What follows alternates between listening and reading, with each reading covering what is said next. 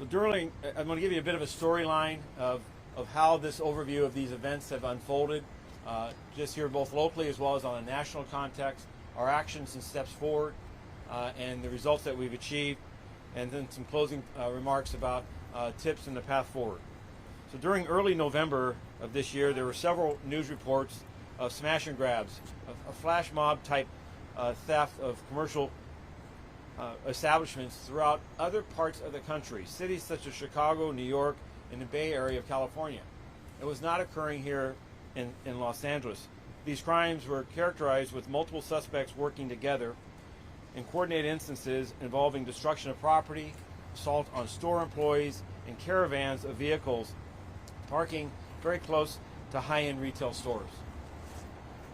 From November 18th to the 28th, the city of Los Angeles had 11 of those types of crimes, involving similar MOs where groups of suspects working in tandem, they worked to steal from high-end clothing stores, often using weapons and physical force to overwhelm and intimidate store employees and other patrons. The 11 reported instances have resulted in 14 arrests so far, as the mayor indicated.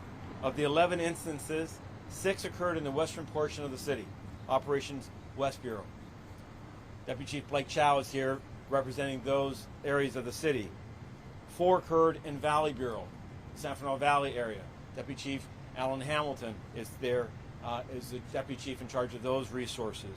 And 1 occurred in South Bureau at a CVS store. Deputy Chief Regina Scott is here representing that area of the city. In the breakdown of these crimes, it was 4 robberies, 6 burglaries, and 1 grand theft. Striking in that small number of crimes was the amount of property that was stolen.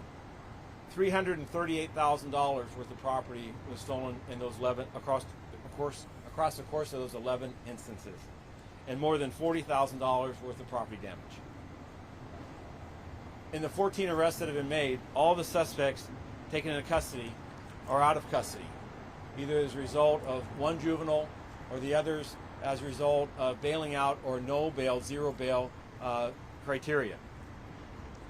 In the sequence of events beginning in early November, where I described it occurring in other parts of the state, I had conversations with Chief Bill Scott from San Francisco, with the Chief Superintendent in Chicago, and Ron Shea, the Commissioner in New York, to understand what were the dynamics and where and how was it occurring and what were their efforts.